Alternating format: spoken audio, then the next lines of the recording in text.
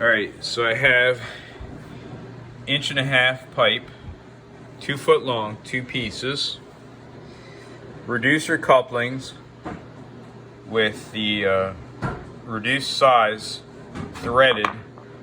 The other end is slip fit. 2 couplings for the 1.5-inch pipe here. This will slip on. A 1-inch brass ball valve and the metal couplings for the ball valve to the reducer here, and 1 threaded Presta or Schrader valve adapter, and an end cap which we will drill to put this valve adapter inside. We're using rector seal for the sealant on the threaded ends of pipe. For the non-threaded ends of pipe, we're using Ote purple primer and Ote medium orange PVC cement. Okay, I've already put this end of the threaded coupling into the ball valve. I coated the threads with the rector seal, and now we'll put the other end into the ball valve here.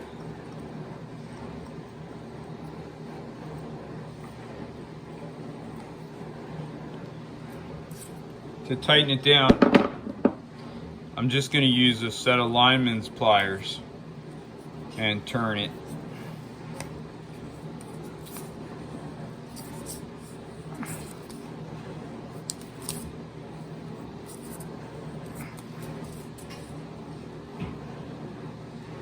There, that should be good.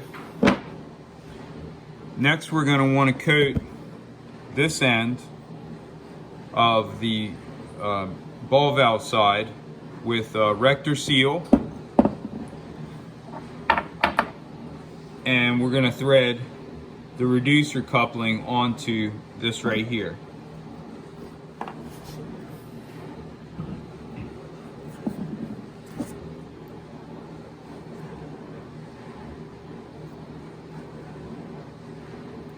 Good coating of rector seal. This is basically PTFE thread sealant.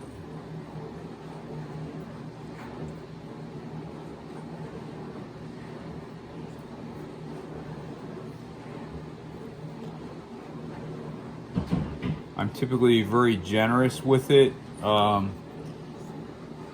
as I'd rather seal threads on piping one time than having to take a whole system apart. I think for what the rector seal costs, your time should be much more valuable than trying to skimp on you not using enough pipe sealant.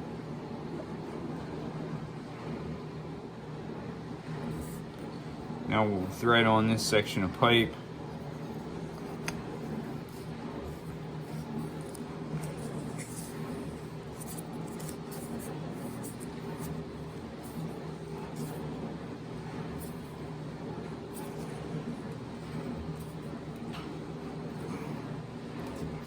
I'm just going to hand thread it because I think it should be sufficient. I don't believe I'm going to get over 50 psi on this whole system. But then again, we'll do some testing too here further in the video and show the results. But for now, I'm going to hand tighten it.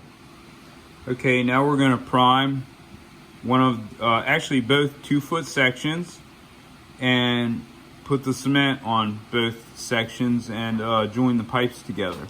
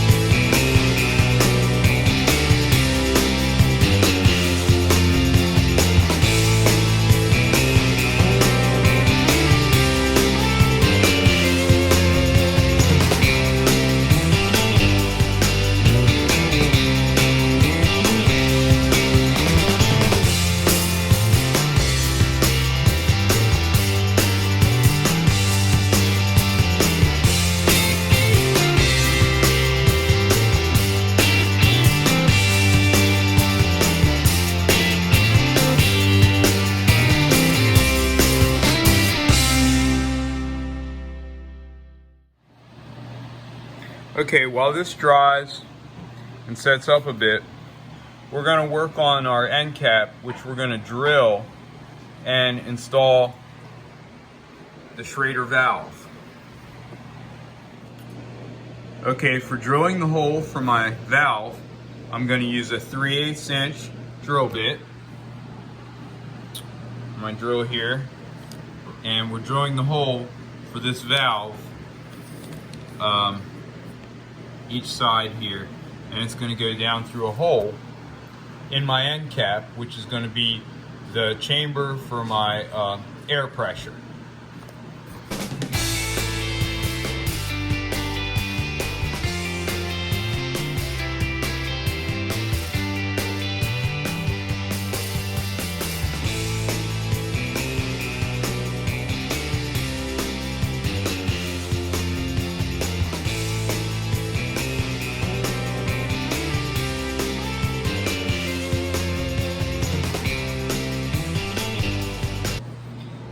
You're going to want to deburr the inside if you're drilling from either side. It's going to leave some shavings that you're not going to want, so you want to use like a utility knife or a small file to deburr it.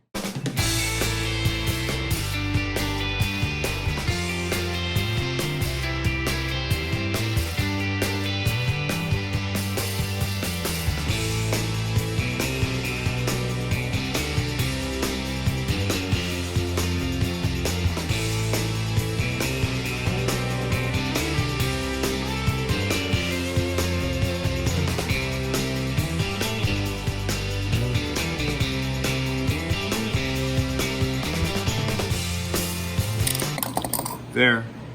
Now we have like a nice sort of angled edge, which the rubber on the valve stem, which is going to clamp down onto this, will seat nice and tightly against.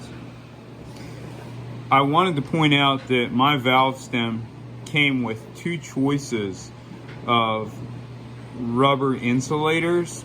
One is for an ag tire or a tractor tire application, and one is more automotive or a smaller diameter valve hole. I'm gonna try the smaller diameter one, as I think it'll seal tighter, but either one you use is entirely up to you, but I'll use the smaller one. So I was having a little bit of trouble getting the valve into the end cap after I drilled it with a 3/8 inch drill bit. So I'm going to use a metric 10 by 1, and I'm going to tap the hole just so it threads in easier. It won't be perfect, but what you could do is you could actually coat some of the threads with rector seal and screw it in, and it would also be sealed with the PTFE sealant. Okay, after the valve's assembled, it should look like this. And the reason I did this last was because the time you'll spend doing this, installing the valve in the end cap, will allow time for your glue on your pipes that you joined together to dry. And then once you adhere this to the end of it with the primer and the glue, it's ready to go. And so of course we're going to get this on the end, and we'll give it a little bit of time to set up, and we'll give it a field test, show you how it works. All right, we're gonna prime our end cap that has the valve stem in it, and I'm going to opt to having the valve release by pulling near me. So the pipe end I'm going to use is going to be the end that the handle comes down to when you open the valve.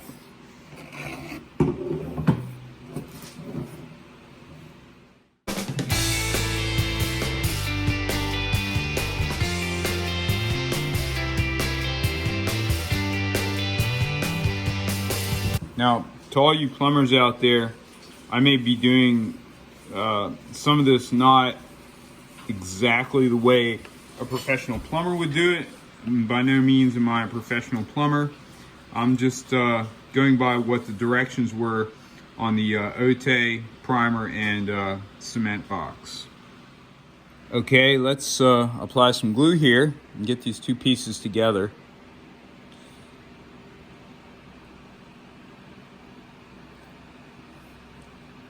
Be careful not to get the glue near, well, on the hole of your valve stem. For obvious reasons, it would clog it up.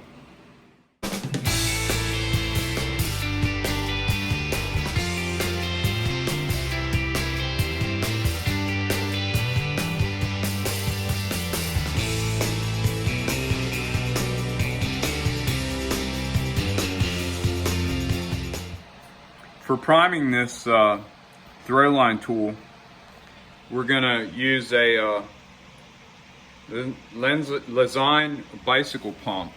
I'm not sure if it's still available, but for what it's worth, it's a bicycle pump. And the reason I got it is I'm a cyclist as well, but it has a threaded Schrader and Presta valve adapter on the end, which is really nice. Instead of trying to hold it on there like most hand bicycle pumps, you thread it on and then just simply use the pump. So we're going to give this some time to dry on the valve end, and we'll head outside and see how it works. For today's test, we'll be launching a 16-ounce Weaver leather throw weight out of the air cannon. For the first test, I got the Schrader valve screwed on from the bicycle pump, and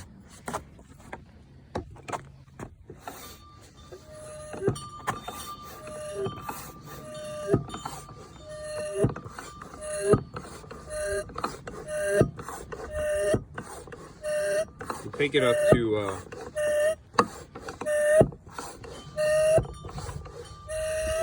40 psi. Seems to be holding air just fine. Turn on video and tell me what you got. I'm going. Alright. Okay, we're going to pull the valve back.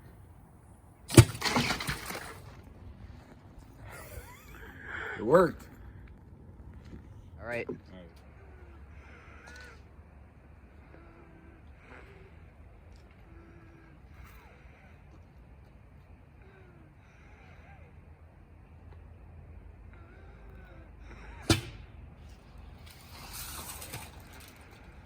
Missed. Gotta try again. Go ahead and shut it off. Recording. You ready? Mm-hmm. You want me and then the Y of the tree, okay? In 3, 2, 1. Whoa! That was with 80 psi.